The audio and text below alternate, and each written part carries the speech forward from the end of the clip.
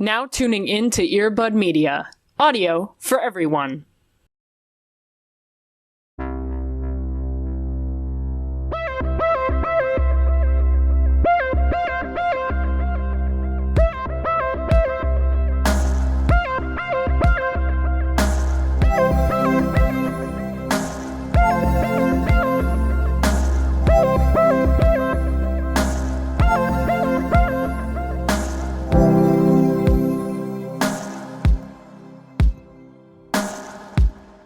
Now, okay, here's the thing. Payton, I know that you're back. Thank you so much. Hello, hi. Hi. I know we brought you on here and you so graciously decided to come on to talk about the Vampire Diaries. What if, instead, for the next hour, we just talk about the Wicked trailer? Honestly, Oh no. I think that's a perfectly reasonable amount of time to talk about it. Right. Yeah. I mean, there's a lot to dissect, you know. Yeah. Yeah, you could talk about the glasses. You could talk about how dark it is. Right. You could talk about how they're supposed to be young adults. Sure. But they look like full adults. Mm-hmm. There's so many things. I could spend at least a good 30 talking about Jonathan Bailey, but that's fine. We can save that for a different time. I'm very nervous about the two-part situation. Yeah. I hate it. That's never coming out, right? It's just, No. They're saying part 2 is next year, but like, No I feel like it's shot. going to be an Avatar situation, which is that it's going to come out a decade from now. Right. And we're the fools who will be waiting for it. Right. I'll just be there at AMC Right. the whole time. I'll just make a room. Right. It'll be Yeah, it's fine. like I live here now until this comes out. This is my home. Yeah. I am amazed and happy and joyful to have you back, Payton. Hello. Hi, thank you. It's a joy to be back. Ooh. It feels both simultaneously like yesterday and also like 5 years ago when Yeah. we had you on last. Yeah. I looked on our little previous conversation in email because I was looking up to try and find the Skype link, and it was 2021, which is a That's long time bananas. Scary. Whoops. That was such a different time in so many different ways. Yeah. But alas, first of all, I'm so excited to have you back. If anyone, for whatever reason, has not listened to the episode from 3 years ago, could you do us the honors and share who you are? Yeah, my name is Payton Mitchell. I am the social media manager for Hank and John Green, as well as other people. I'm freelance. I have a lot of clients, and I'm always busy and scattered. That's sort of my thing. So yeah, I'm on the internet a lot. I do a lot of short form video type of stuff like TikTok and YouTube Shorts, and Instagram Reels, and various other things. I'm sort of Hank and John's hey, could you do this person? My favorite example of that is one time Hank emailed me and asked me to buy a certain dollar amount worth of vintage 80s Garfield figurines. Don't know why. Yeah. Dream I was like, assignment. Sure. So basically every 1980s Garfield from eBay is gone, and it's because I purchased them on behalf of Hank Green. That's powerful. I love stimulating the economy. Yeah, honestly, that's my job. A strange and exciting work that I do. Wow. Amazing. Thank you for your service. Thank you for explaining to what I would imagine is on a daily basis to people that you can't just make a viral TikTok. That's not just, you can't just like press a button when you're uploading it. That's for that. true. You don't just we hit the viral button. Right. I would definitely be. Sorry, you don't have the viral button? I don't, but I do really have confidence navigating eBay. So, you know, Hey, we all have different skills. Right. Mine is eBay. I'll go endorse you all on LinkedIn Right. for your eBay skills. Thank Give me you. 2 seconds. Thank you. I would appreciate that. So apparently it's been 3,000 years since we had you on last. Because the fact that we're talking about a heavy episode, we tend to do our chaser before the shot, in the sense that we like to talk about something that is either brought us joy or that has happened recently that's made you happy. Could you share for the class what that is for you? Yeah. So this past weekend, I'm from Oklahoma, if anyone didn't know that. And I don't live there now, but my family and my husband's family all do. And my husband's family attended a college basketball game, an Oklahoma basketball game. And my nephew won a crawling contest. He's 9 months old. So, Fuck yes. not to brag about like champion lineage in our family, but perhaps we're a family of winners, and the legacy is carrying on to my nephew, who is a champion already. Wow. That's beautiful. Thank you. It's got to be its own section in the baby book, right? Of like, here's this day when you won a crawling contest. Yeah, your first win in life. For the first dub, we have it documented. I have so many questions, but that's beautiful. I love to imagine little babies crawling on a basketball court.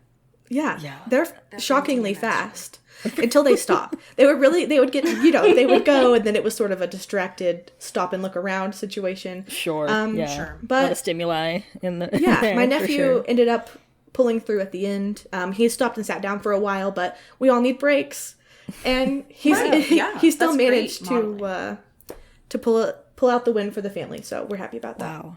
Damn, it only goes up from here. Yeah, true. You got to keep those expectations high. Congrats on being a Nepo aunt, I guess. Thank you. Going up, Oh my god. The image in my head is just beautiful. Cody, how you doing? I'm here. I'm living. I'm out here. Yeah. This happy thing's a little weird, but it is what I feel. And that is Good. the woman, the myth, the legend, Theresa Caputo. Are y'all familiar? Oh my With her god. game? You mean the love of my life, Theresa Caputo? The love of all of our lives, mother to so many of us, And she's back, baby. Y'all know about this? She's got a whole new show No, I did not know about this. on the Lifetime Network. She's got a Substack. Right. She's got her own show now. She's got her own She's on media everything. empire. I would subscribe to her Substack, though, for real. That'd be Are you kidding me? within seconds. Absolutely.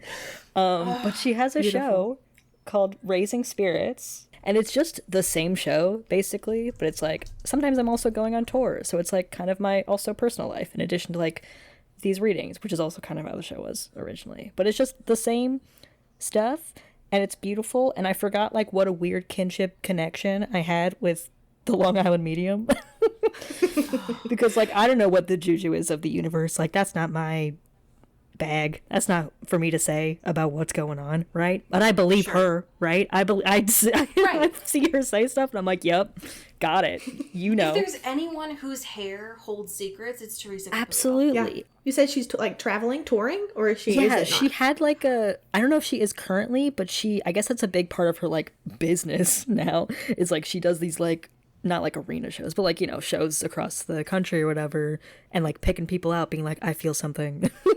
Did you have a dad that passed away recently? Like, I feel like I need to go. Wow. I was just instantly Googling. Like I need to go. it seems like a party. Like I feel like the energy in those rooms would be magnificent. Yeah.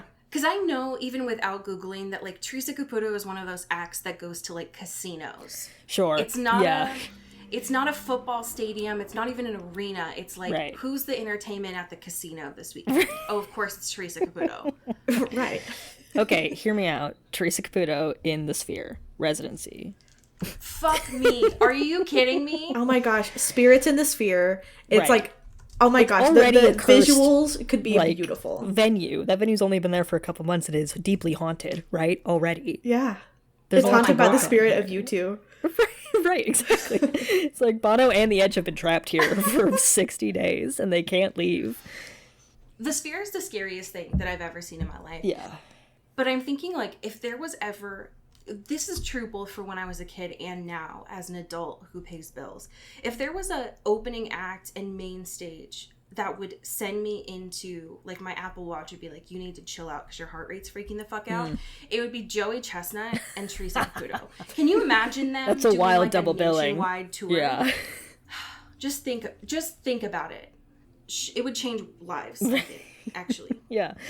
So sharks, any just well-endowed investors listening to this podcast, got a great I'm idea. so glad that she still has work, honestly. Yeah, Can I confess something embarrassing to you all?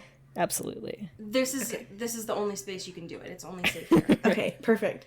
I started following this pet medium on Instagram. Fuck yes. Yes. And I followed her. I don't think that's a bad thing at all. I love I that. believe Thank them. you. Yeah, I believe they're followed her, spirits. but so I have a border collie and a Shetland sheepdog mix, so they're very smart. And I was thinking, like, I would love to know what they think about me, but I'm also afraid that they would, like, say something bad about me to this stranger. So I texted my husband and I was like, how do you feel about spending $200 on a pet medium reading? And he was like, amazing. That's weird. He was like, hey, I think maybe we shouldn't do that. And I was like, oh, right. Okay. So then I unfollowed the medium, because I kept getting the videos and it kept making me want to buy this thing. Sure. Which, mind you, I don't even believe in ghosts. I mean, like, I don't know.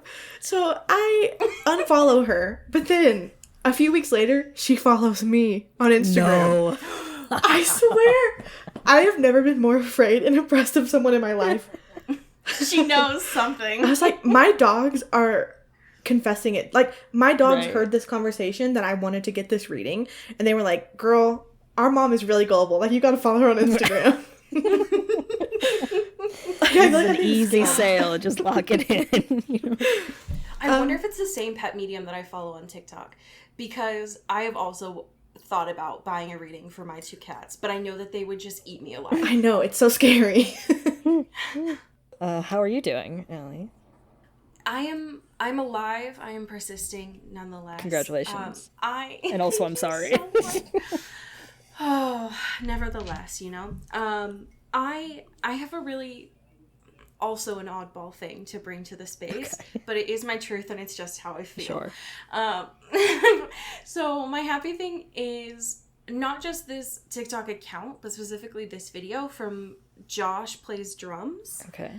And it is a video of him and this person named Benny Blanco, who are doing what is essentially Foley for just this like 10-second clip. I have seen Snoopy. this. Yep. Mm-hmm.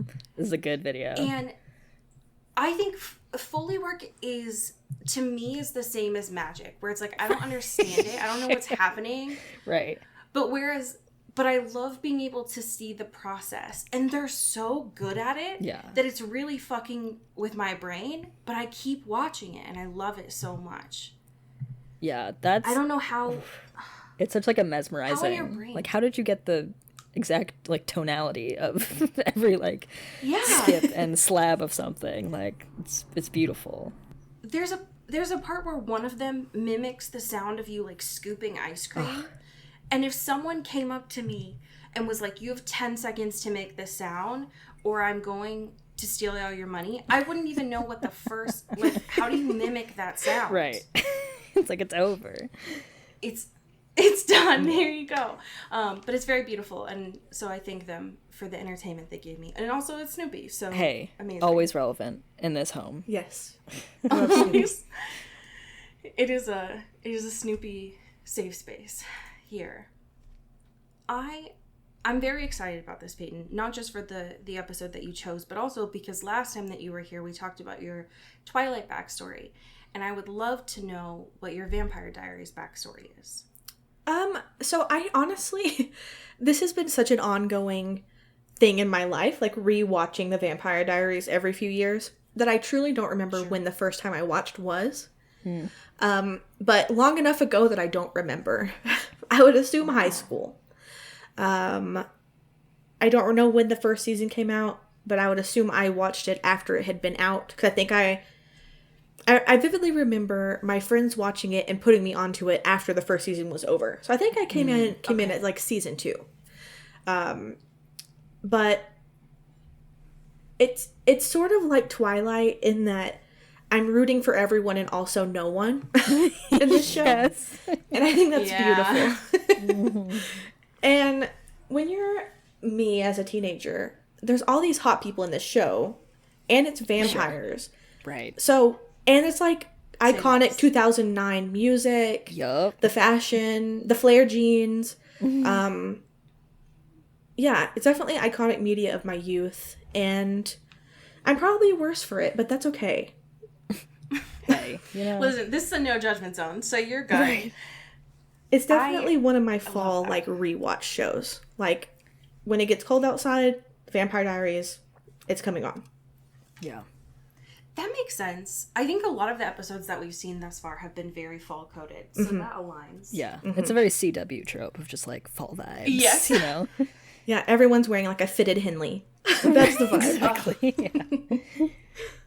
They're wearing a beanie, but it's not fully on their head. It's in the way that's like cool. Right. The Yes. way you aspire for it. We have some amazing questions that were sent in for this episode, for you specifically. The one that there's a lot of these I'm curious about, but one of them is from Jeremy, who asks, why was Bonnie treated so bad? And why was she mother-coded? You have 2 minutes to respond. I'm not sure why she was treated so bad, other than everyone was treated pretty bad in this show. They were all pretty bad to each other. I think that it was just sort of the way the show goes. Everyone's sort of miserable and upset and angry at each other, which does make for good television. So I guess that's my answer to the first part, is that Bonnie was treated badly because so was everyone else. Why is she so mother-coded? I'm really not sure. She's sort of the only rational... Maybe that's also why she was treated badly. True. Right, She's sort of the only rational and trustworthy narrator in this show. Yeah. Everyone else, absolutely off the rails. Can't be trusted.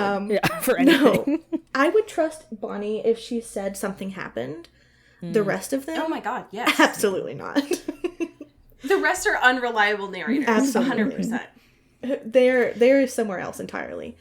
So, honestly, justice for Bonnie. Have you guys seen this show, like, all the way through, or are you watching for the first time? None at all. Yeah. Okay. None at all. Which is why some of these questions have spoilers. Rude, Right. class. Don't do that. But has piqued my interest. Soup. Hello, Soup. Soup. Welcome. First time caller, Soup. Asks, is it time for me, Soup, to do a rewatch? The answer is yes, Soup. Absolutely. I think always. Yeah. I say it depends on how long it's going to take you. Because if it's going to take you into when the weather's getting warm, you've missed it. Like, you've missed your chance. So if you're a quitter, Soup, then no. Right. Right. But if you're going to be quick about it, yes, right now is a good time. You have about 2 months, I would say. Yeah. I believe in Soup, for sure. I do too. Yeah. Get on your Zoom, Soup. Right. You got time. You have to put in the work, Soup. Rachel asked some amazing questions. The first, and I'm very curious about this, is, are you Team Damon or Team Stefan? I honestly am curious about both of your answers first, because I know I have a lot more context than you both do. Right. This is true. That is so true. We're operating on a deficit. We have 19 here. episodes. Right. I will say, I think we're in line, Allie. Maybe Yeah. I'm a little bit more aggressive than you are, but I am a very much a Stefan hater. That's Stefan sucks so bad. He has no riz. There's at least this episode, like, he has been acting, capital A acting, even the last episode before this, like, This episode was good. He was Paul. Paul doing did a great job. Great, and I appreciate it. I wish I had seen any of this in the last almost 20 episodes prior, but that's okay. Maybe it's not as fun. Paul said April when they're filming this. That's when I'm going to start trying. Right. Back in September now. And it's just hard compared to Ian Somerhalder, who is just like naturally like Riz out the wazoo, incredibly charming, incredibly like bad boy, easy to fall in love with in a way that you shouldn't, you know? Like, I see the vision. Which is wild. Right. Cody and I are on the same page with this, which is fuck Stefan. Right. The thing that's wild that I'm realizing is that, like, I love Ian playing Damon. Right. I don't like Ian as a person. Sure. Paul, as Stefan, sucks so bad, and I still can't believe that I clocked him having a rose tattoo before seeing his full body. Oh my God. Like, that's just Stefan to me. But Paul, like, I've seen him on TikTok and I've seen him on Instagram, and he's funny as fuck. Yeah. So It's true. Confusing. Yeah. I just Big parallels Stefan is here. boring, and he's such a crybaby, and I find that boring. At least Damon. I think that Cody and I, we've talked about this a couple times now. They're really starting to tease out that Damon Elena. Yeah. And I don't hate it. I'm into it. Okay. I'm into it. I'm so glad you said that, because some places are not safe spaces for liking Damon, okay? And I realize he is a murderous, scary person. I get that. But that can be Who amongst I can us? look past it. But he's upfront about that, though. He doesn't hide it. Right. Right. You know. You know Right. what you're getting into with Damon. He's honest. I will say, I do also like Stefan, but it's because I can enjoy a bland, rizless man who's really hot. Sure. That sometimes that's is okay so for fair. me. No, that's so valid. That's so valid. If I think about, like, the start versus now, like, the pilot, when we were watching it, Stefan was doing those, like, voiceovers, writing into his diary. Boring, go away. You're a sad virgin. But now, he's scary. He's, like, objectively more scary this episode. Right. Yes. But there's something happening. Yeah. So as a viewer, I don't hate that. Right. And it's, like, connected to something. Like, you feel that there's a plot and because, like, Damon obviously has, like, trauma out the wazoo. And he's, like, processing. Right. And this is, like, very hard and fast for Stefan. And so it's like, okay, I'm seeing it. All right. I get it. I know both of you have trauma, but Right. you're both still assholes. Right. Yes. True. It's true. Right. Rachel has another question here, which, again, knowing that Cody and I have not seen this show, I want you to give us a little bit of a warning. This question is, do you think the show jumped the shark? And Rachel continues saying, if so, what season should it have ended? So without, like, major spoilers, when is this going to be insufferable for us to do? I would say I would have been very happy with an ending after season 4. Okay. Fuck. So halfway through? No! 5, I would accept season 5. Sure. After that, Oh. I truly stopped caring. Oh, no. Cool. Cool. Like, when I do my fall time rewatch, it is seasons 1 through 4. Sure. It's like when people rewatch Glee, it's like, okay, 1 through 3 only. Like, Right. I can't really delve into New York right now. I can't do this. Oh no. Okay. Well, Yeah, it gets, cool. the I plot is appreciate the very warning. confusing, is how I would describe it. okay. Did you guys watch God. Pretty Little Liars? Yeah. Yes. It's like that. Okay. no. Fun. Awesome. Oh, fuck. Okay. All right. But Cody, that's like 3 years away. We don't have to worry. We might not even be around That's anymore. that's a later us problem, and who knows if we'll even have to deal with it. Oh, no. Oh, Okay. fun. All right. Cool. This other question that we have from Hannah gets into this episode specifically, which says, what Harry Styles song would you replace over the Miss Mystic dance scene? Oh, perfect. I would use Treat People with Kindness, and we would do the dance from the Treat People with Kindness music video instead of the dance that they're doing, which is boring. Sure. Yeah. So I would do a No flavor. re-choreograph. Yeah. We would be doing sort of 1960s themed jazz instead of whatever they're doing. Sure. Yeah. Sure. I love that. Yeah. I think that the only time I think I've ever agreed with Mrs. Lockwood on this show was her being like, don't touch during this dance. You need to do the foreplay of, like, no touching Right. here. You need to leave room for and Jesus. I know that you need to leave room for... And exactly, because she's definitely doing it from a, like, conservative background. But I was like, oh, but it's just tension. Right. That's what I want. What if Because this was we are actually level hornier? 100 yearners. We are true yearners. We know we need to yearn. We need to have a slow build, and that's why, no spoilers, but that's why Damon and Elena are so good. Okay? Oh, It's the my long God, game. yeah. Oh yeah. That's already like ooh. They've already had some, like, glances at each other, which is why I think it's more interesting. Yes. Yes, definitely. Yeah. The buildup is. Whew, I feel it. I hate it, and I love it so much. I will say that even though the dance that they did was super boring, I did prefer it over the dances that I had in high school in 2010, which was just inappropriate gyrating at school dances. Yeah. And doing that in front of adults would be scary to showcase here. So I'm glad that they didn't do it. Yeah, I can't imagine Stefan grinding at a dance. Can you imagine? But I can Damon. Yes. Oh, for sure. Damon would be like on a table. Damon would be somewhere else. Yeah. Damon would already be kicked out of the dance by a For chaperone, and I love that for him. For our friends who remember, because I also needed the recap this week.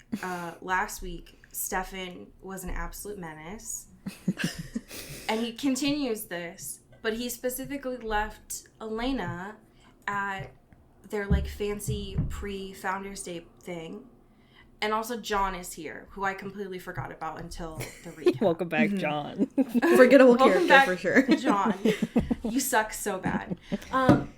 Payton, why, when we gave you a plethora of season 1, why this episode?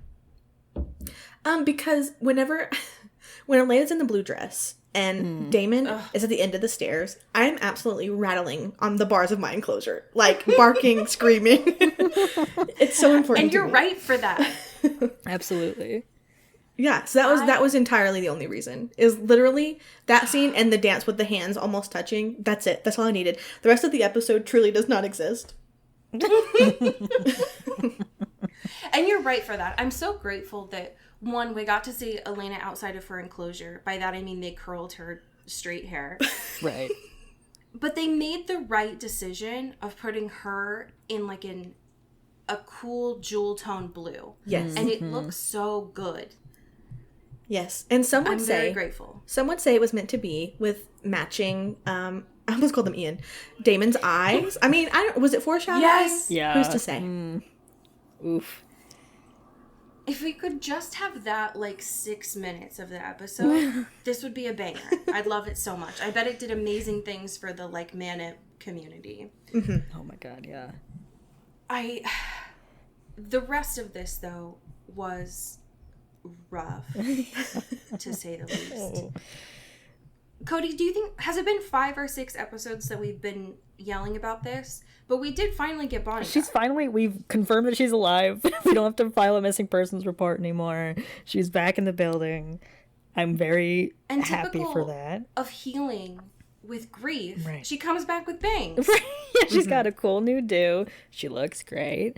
And everyone's being really weird to her and being like, hey, why are you mad at me? And she's like, I'm going through a lot of shit right now. I had to leave school for seemingly weeks, it seems like, or at least a week, right? And Elena's just pressing her. And it's like, hey, bestie, we should pick up where we left off. And she's like, I don't think I can do that right now. I'm in a weird spot. And it's not your fault specifically, but, like, everyone you're surrounded with is a problem to me. And I don't understand what the hated the fact that Elena pushed Bonnie so much that Bonnie was like, you know what, fuck it, you want me to say it out loud? I don't like your boyfriend. Right. Your boyfriend got my grandma killed. And she's like, right. Bonnie, you can't say that. You can't just say he that. Didn't and mean it.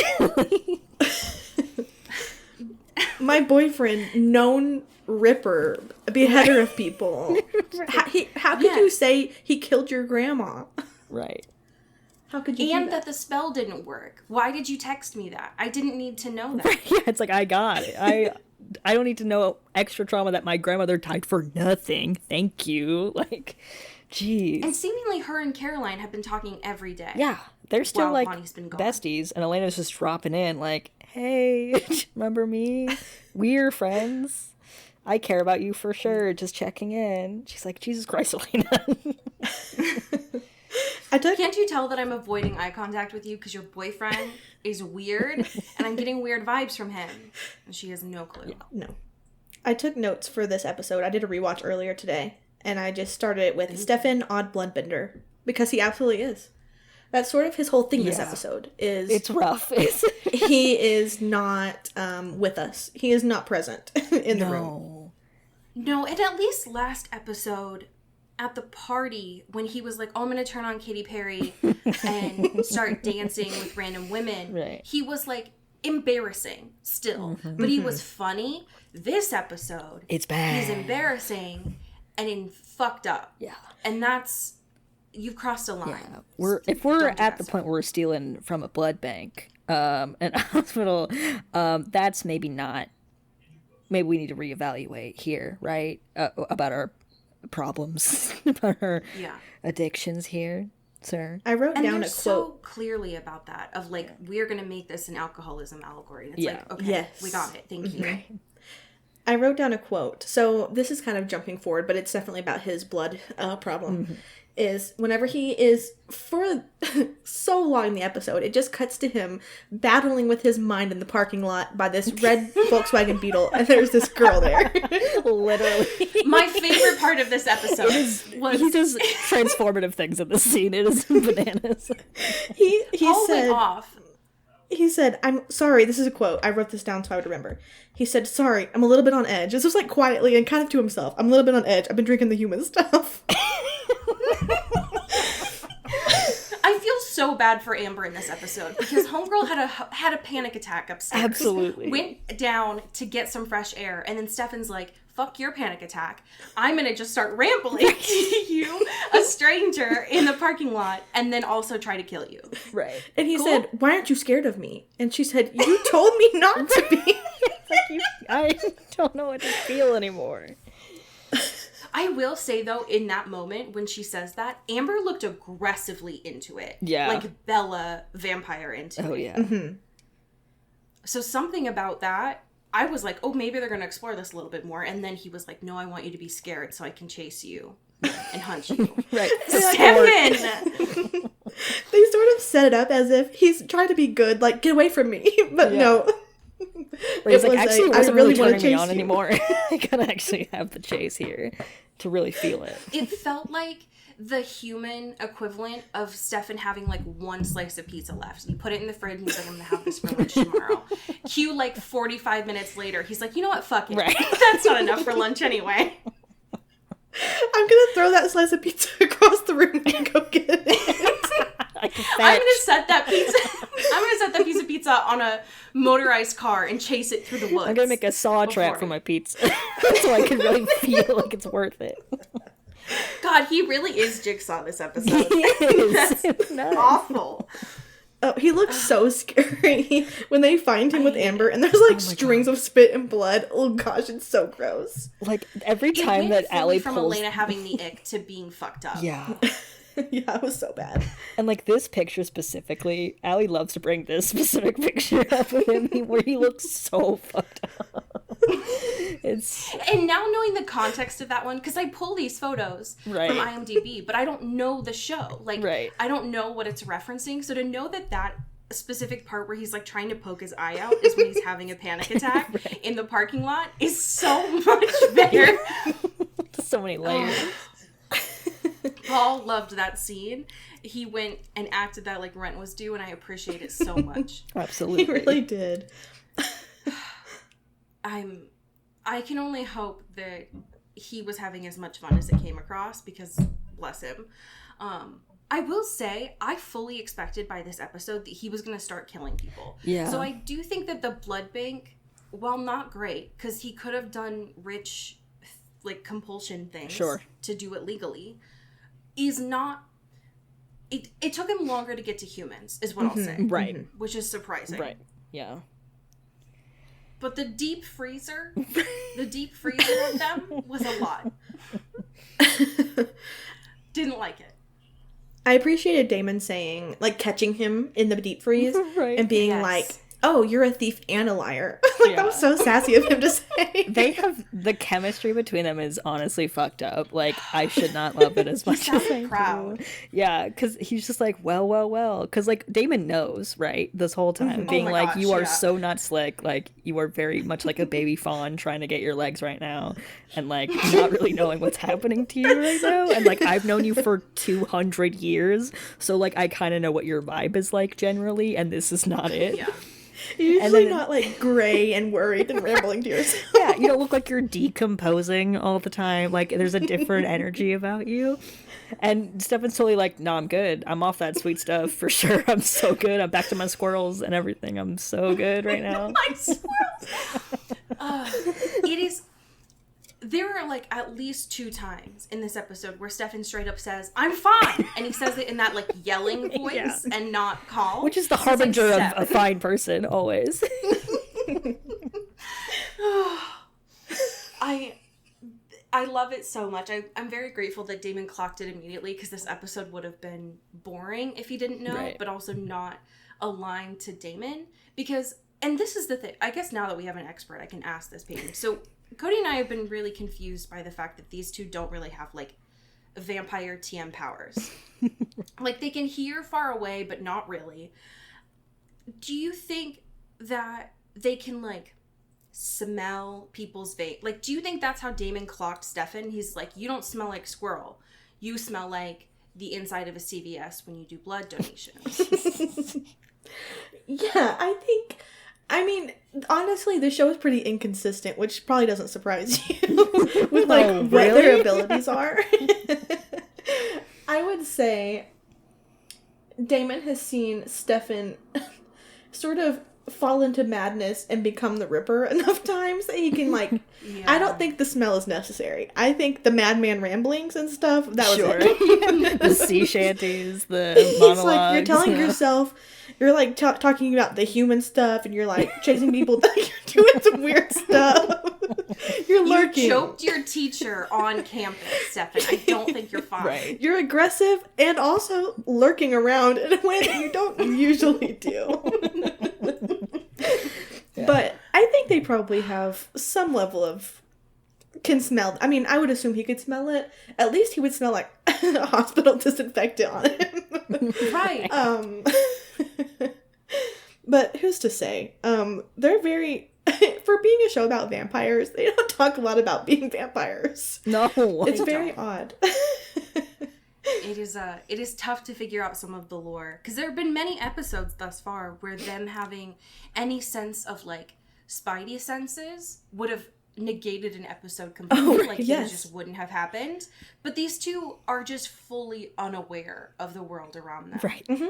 Their house gets broken maybe that's into just every that. fortnight. It's like, honestly, you guys gotta figure your shit out, my guys. Come on. And you'd think if you knew, like, okay, people can't come inside unless I invite them. And to prevent vampires from coming in, I'm going to invite no one in. But they simply never learn that. They never learn that through the whole series, through the whole thing. No, they're like, Anna, come on in. John? They're like, I mean, I guess. Like, and if you need to know, I mean, I realize this was, a decade ago or whatever. But surely even then they had security cameras. Like, if I thought, okay, my dumb little brother, he's going to invite people in our house. I need to know who's coming in and out.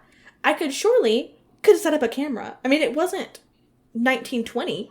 Like, Right. Yeah. No, it was 2010, so they would have had some form. I think that was just a little bit before Ring came out, but they had other security systems before that. Yeah. right. That never crosses their mind, not even one time. Right. No, it doesn't. And it constantly reminds me of, like, why they should have kept their uncle alive. Their uncle, in quotes. Right. Because he should have just been, like, the, quote, security guard in front of a gated community. Like, he should have just been the bearer of who comes in or not. Absolutely. But then they killed him, like, 5 minutes Just in. immediately. Could have been really they useful have to no you guys. long-term thinking. And they've been alive so long. How did they not learn that skill? They have no thought for consequences, or could something be valuable in the future? Absolutely zero concept. And they never gain it. They never get that. Not at all. I will say, I was surprised that Anna and Pearl had such a hefty load in this episode. And that they mentioned Jonathan Gilbert and his wacky inventions, like Belle's dad and Beauty and the Beast. That it wasn't just the compass, like the compass pocket watch we've seen, but also like a sundial as well. This dude's wild. Yeah. I need to know more about Jonathan Gilbert, to be honest. Yeah, he has more lore in future seasons. She'll be happy to learn more about him. But it's bizarre the whole way through. As with most of this show. Yeah, I keep thinking about, like, the vampire super speed that seems to come and go. Have you guys noticed that? Oh, yeah. Yeah, they have like a nitro button that has to reload. Sometimes they're moving like a normal human. Sometimes they're just appearing behind you, and you know. But it seems to be like when they're fighting, they can't do that very well. For some reason, that seems to be when you would need to. And they definitely aren't hitting each other quickly. It's like they can only punch at normal speed, but they can run really fast sometimes. It must be a, like, pat your head and rub your stomach thing. Right. Like, they can probably just You gotta can't do focus both, on one you know? or the other. If they get too stressed, they can't do it. It's too much. It's like, sorry, I'm out of spoons. I can't do that. I can't activate the turbo mode. This takes like 24 hours to reload, so I can't go fast right now, but thanks for asking. I need to know your thoughts about Jeremy, because I love him. He is, throughout, one of my favorite characters. Not even just in season 1, but like in the future. He has a really complex character arc that has not yet happened, which is really exciting, that you like learn more about what do him. you mean? Feels like we've already been through the ringer with him. He's gone through 5 traumatic events so far. He becomes really important to the plot. Oh no. Later on. God. I'm so worried for my boy. I just like that he's supposed to be like 15. He absolutely looks like a grown man. That is one of the notes I wrote for this episode, is that like when Jenna clocks him and is like, Jeremy, we need to go home, he looks older than her. Yes. Yeah. He should have been like, no, I'm an adult now. They're trying to hide him with that emo cut, but it's not working. It's not doing what they're wanting to do. No. He was fully like 23, I'm pretty sure, during that.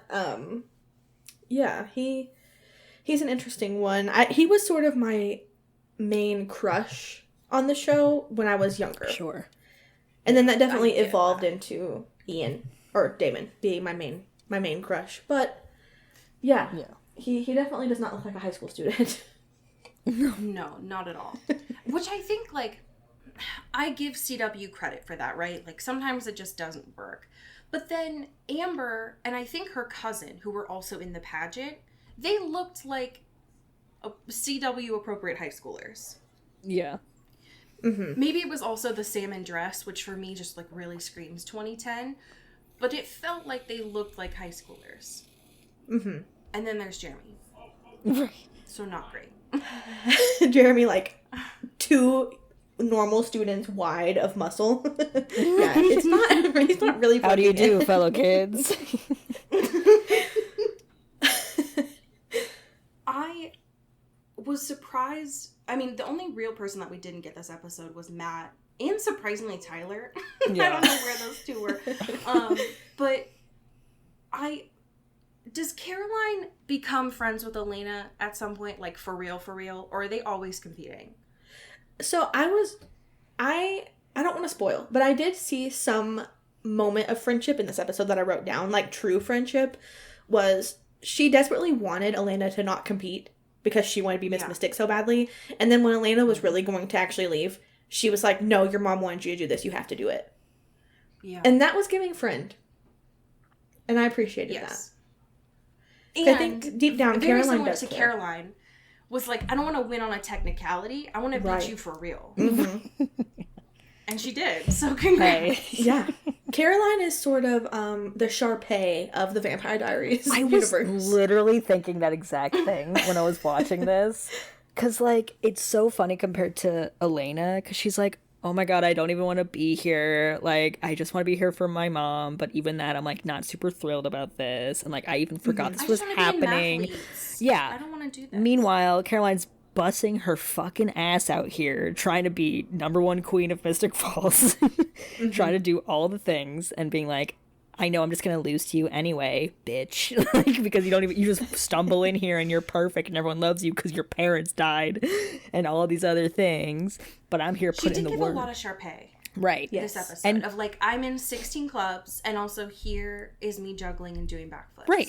Her interview was solid. Elena was like, I forgot this was even happening. I don't know what's going on. I'm a little confused. I actually don't really want to be here. And at least I appreciate that Caroline was vindicated when Sharpay was not in that way. That's true. But so justice at least was served there.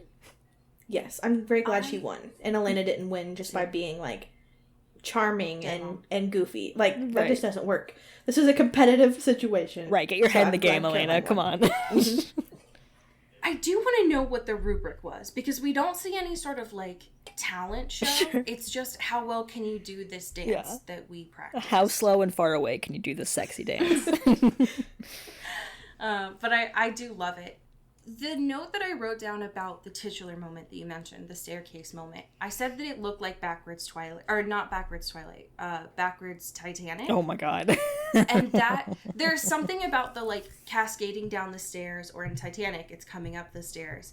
That's hot, and I don't know why. Yeah. But there was a, like, heavy in the room, very palpable amount of chemistry between Damon and Elena. Oh, and even Damon being like stepping in front of like this obvious alternate because Stefan is AWOL. He's so gone. He's like, let me do my business here. I gotta step up right now. Hello? Okay. It was so hot. Okay. It was. The vibes were flying. I think it's really funny that Damon's whole thing is sort of being impulsive. But there are moments like that where he is absolutely strategic. Like, he could have just let that other guy walk her. No one would have cared. Right. But he was like, this is my time. Like, this is my moment. Stefan is having a panic attack and killing someone in the parking lot. He's busy. Like, it is... No one even in the room... If I was Bonnie in that moment, or even Anna, I would have been like, how does Damon know this dance? Right. What? Yeah. There's a major plot hole there. I loved it in the moment. I was very into it. But also, homeboy, what? How do you know this? I bet this is the same dance they've done for Miss Mystic Falls for 200 years. I feel like he's probably familiar. He's I like, believe that. all right, this is just muscle memory. It's like riding a bike, you know? You get back into it.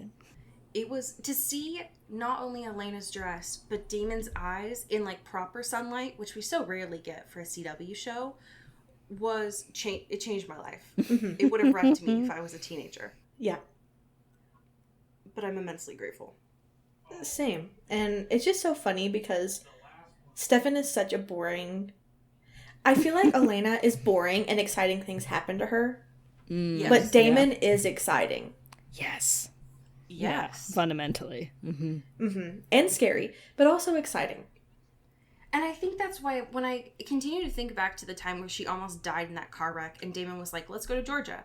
That was like the first moment where Elena got to see what, albeit a bad guy, but an interesting bad guy looks like, which is a canon event for someone in high school. Right. And to have that contrast against her like really boring boyfriend is an area of the show that I'm looking forward to them exploring more. Of Elena being like, what if I could have better than this? Right. And not better as in like a good person, but just more interesting things to happen to me. Yeah.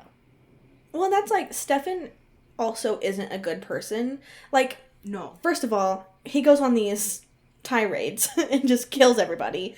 But, like, then he feels really bad about it. So, he has these moments where you think he's a good person or whatever because he feels really guilty. But then he turns his humanity off and does it again every couple, decades. And so I think, at the very least, Damon is consistent. You know what to expect. He's killing people. Exactly. But at least it's at a steady rate. He's not doing the roller coaster thing. And I appreciate him for that because this is I don't think it was last episode, but it might have been the one before where Stefan threw himself against Elena's wall. Mm. And that was scary and he shouldn't have done that. But in this one, he throws her against a cabinet and it's like, sir. Right. Come on You now. don't get to do bad things and then just start like sobbing and now Elena needs to like be a parent to you. Get it together. Yeah, that's sort of his whole thing. Do a bad thing and then sob about it and someone tries to take care of him. That, as someone who doesn't have siblings, gives off very younger brother energy to me. Yes. Oh, as a younger for sure. sibling, absolutely. Yeah. I was very grateful, though, at the end of... I knew that it was happening, because why else would Elena have been there? But to find out that her and Damon were in cahoots to get him into the, like, prison that they have in the bottom of their house was a very interesting tie to this episode. Mm-hmm. Yeah, I feel like that was pretty unexpected. Just, like, you're gonna stab your boyfriend, but it's for the best. Right. Because he needs to just chill out a little bit. God, such a slay, though. You have to do it. And when you they... gotta do it. Elena does her usual sad thing of, right, of like, oh, I'm going to slide down this dank basement wall and I'm going to just sit here for my boyfriend. But then Damon stays. Yup. He sits with her and their knees are touching. Goodbye. Goodbye. And I think the best thing about Damon is that it's so apparent, really from the start, even though they fight and Damon, like, tries to act tough or whatever, that he loves Stefan so much. Right. Like, would do anything. He doesn't, like, if he would let Stefan, obviously Damon, the vibes are flying with Elena, okay? If he would just let Stefan continue on being the Ripper, that would be over. And he could just have Elena. Right. But he's willing to put that aside to help his brother. Because ultimately, the love story is between Stefan and Damon as, like, a familial love thing. I mean, that really is, like, the most powerful force in the show. I think that's beautiful. I will say that Damon and Elena are creeping up, but as we have maintained throughout these 19 episodes, the most interesting relationship is between those two brothers. Yeah, absolutely. They have the most chemistry. Totally. And I am very grateful and hope that continues. Which I will say, like, looking at just this photo from next episode of Blood Brothers, I think is continuing because right, look at that. Come on now. you can't look at a photo like this of Damon shirtless and Stefan with a ripped open shirt with blood on it and tell me that these two don't have chemistry. Right. You can't. Come on now. I'd love to hear some hypothesizing about this photo, like what you think is happening. Ooh. I mean, they fucked in the woods. Right. That's what CW does for the finale. I mean. It's just that specific splot of blood on Stefan. Like, there's no other blood on his face, so, like, what did you do? Right. You know? What if this is just a really elaborate, like, Ren Fair episode? It's not even, like, a throwback episode. It's just, like, yes! they go to the Ren Fair. They go LARPing. Yeah, they go LARPing, and, like, Stefan's so into it, you know? I mean, here's the thing. You naturally do see that on WebMD of, like, how to help someone with a dependency. Sure. The only answer is Ren Fair for that. Yeah, it's the only cure. Yeah. It says number 1, Ren Fair, number 2, then you go into, like, therapy and a supportive family system and weaning off and not going cold turkey. But, like, always and forever, the answer is Ren You gotta Fair. start with Ren Fair, yeah. You gotta have that big turkey leg. Right. Like, what else? What else can help you in that moment? You know. As I've been to Al-Anon meetings, we talk about Ren Fairs a lot. So I don't. I will say, I already regret this so much, but like before we started talking about the first episode, we had made some predictions, and because the only thing that I knew about the show going into it was that, like, Bonnie leaves at some point, and that's all. And I knew about Klaus because I'd seen Caroline and Klaus in, like, fucking photoshops on Tumblr. Mm-hmm. Mm-hmm. But that's all I knew. And I will regret this to my dying day that I said in that episode talking to Cody after the first episode that I thought Jeremy was going to die because he was boring. Right. And I have never regretted anything more in my life because if he dies, I'm stopping this show. I'm so scared. He was just a little shit back then, and I didn't know what I didn't know. Right, we didn't know. He was just into weed. And isn't that crazy and had that no that's other the same personality. season? Like, we're still just in the same season as that person who's, like, a whole different person. So much has changed. Like, he's changed so much more than anyone else, like, bar none. It's wild. He's, not only is he the one who's doing the, like, one-to-one with Bella of, like, ooh, I actually like it when a vampire feeds on me. Right. Which I love this happening to both of these siblings, even though they're not talking about it. But even in this episode, he was like, I'm really pissed off at my sister. Like, I fucked around and found her journal, and then I got mad at what was in it. Right. But also is like, I'm actually, like, even though I'm pissed, I'm kind of grateful that she did it because I didn't want to remember Vicky that way. And it's like, that was only a couple episodes ago. Right. He's been through so much. I love him, and I'm very scared. My sweet summer child. I'm so nervous. But we don't have to worry about it, apparently, next episode, because it looks like a flashback. But I would be interested to see Stefan in this period clothing now. I think he would rock it a lot, but that's fine. Has there been any flashbacks thus far? Like, significant ones for you guys? Like, that you've seen already? 2? There was the initial one where we met Catherine. Right. Mm-hmm, mm-hmm. And And then in the second time they did it, I think, was when Catherine and Pearl got. Yeah. Okay. So the flashbacks are some of my lot. favorite. Some of my favorite content. Oh, Some of my yes, favorite 100%. Damon content. Because he is absolutely feral. I'm obsessed. Human Damon was possibly more feral than Vampire Damon, if that's possible. Right. I agree. Yeah. I agree 100%. Knowing his lineage, that he comes from Giuseppe, who was such a weirdo, it makes complete sense now. Oh, yeah. But those are the ones that I look forward to most, which is not the case with a lot of other shows when they do flashbacks, but these, they're really good. And They I are like good. them a lot. Cody, we have some amazing patrons to thank. Do you want to start us off? Absolutely. Thank you to Sean Salvatore. Ooh, thank you to Megan Pattinson. Pew, pew. Thank you to Katya Karp. Ooh, thank you to Ashton Vogel. Ow.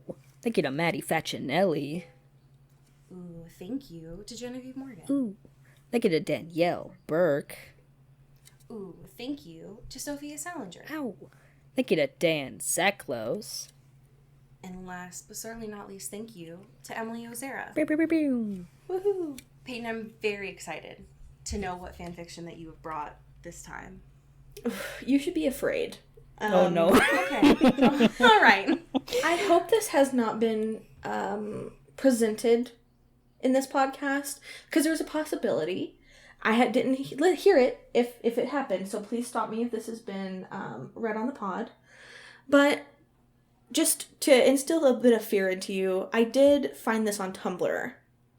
Oh, That was okay. sort of what I was looking for. I was not searching the traditional, we're going Wattpad, we're going AO3. I was searching on Tumblr, which is... Not Hugo Award winning. Got it. Right. Right. So let me go to my screenshot. I thought it was a beautiful work of art, personally, so I'm hoping you feel the same. I'm very excited. Wonderful. Okay, this is from Captain Sophie Stark on Tumblr. Beautiful. Thank you. What are you dressed as? Asked the little girl toward the front. I beamed, mentally thanking her for the opening I'd been waiting for. Out of the corner of my eye, I could see Stefan, ready to tell her that we hadn't dressed up, but I spoke up before he got the chance. We're Bella and Edward from Twilight. I felt Stefan tense next to me as the realization washed over him, which only made me smile wider as the kid beamed. That's a good costume, said the girl in the front. You look just like him, the boy next to her agreed, nodding at Stefan. Thanks. Let's get you guys some extra candy. Your outfits deserve extra treats. And scene. Wow. Do you think that gave him like a soul searching moment of like, oh shit, I shouldn't have done that? I personally, I enjoy that. First of all, this was an ex-reader fanfic, so that was not Elena, that was you, whoever's listening. Sure. Dressing all of up us. as Bella. Right, dressing up as Bella with Stefan Salvatore / dress as Edward, which I think is beautiful. And the plot of the fanfiction, it was a little bit longer. The plot was Stefan, stick in the mud as per usual, did not want to dress up for Halloween, so she just laid out some clothes that looked like things that Edward and Bella wore in the movies. So he was not aware that's what they were doing. The thing is, though, Elena would absolutely rock like a long brown skirt. Mm-hmm. She's not. We've never really seen her in one because she's very much like a skinny jeans girl. But that is very, very much something that her mom would have probably dressed her in at some point. Oh, yeah. So I get it. Mm-hmm. I'm very excited about this mental image. I am so grateful that you have come back to join us. I'm hoping that it won't be another 3 years because we will be in season, maybe the last good season, right? Honestly. Where can folks go to support all of your amazing internet adventures? I hate to do it, but the place I'm most active is Twitter, which, that's an alarming thing to talk about. Yeah. But I'm at Pate Mitch pretty much everywhere. TikTok and Twitter mostly, and then Venmo, PayPal. yeah. Whatever you want. Search my name, I will be there. Unfortunately, I'm active on all platforms. So yeah, that's the best way. Be sure and tag me and stuff, or tweet at me and tell me that you listened, because I will appreciate it. Hell yeah. I mean, that makes complete sense. It's your job. You have to be there. It is. No one can blame you for that. That's what I tell myself, at least. Yeah. Yeah, that's just like the comforting noise for you. It has been absolutely amazing to have you here, and I'm very nervous about the next couple episodes that we have for this season, but as we say in the Pacific Northwest. Get bit. Ooh. Oh. Into the Twilight is an Earbud Media production. You can follow us on Twitter at Into the Twilight or on TikTok at Into the Twilight Show. You can find me at Cody Corral on Twitter and Allie at Alexandria Does. And you can support us on Patreon at patreon.com/Into the Twilight. We have merch, so much stuff. All those links are in the episode description. And make sure to rate and review us on your favorite podcast hosting platform. It really helps the show. Thanks. Bye. You've been listening to Earbud Media Production. Earbud Media, audio for everyone.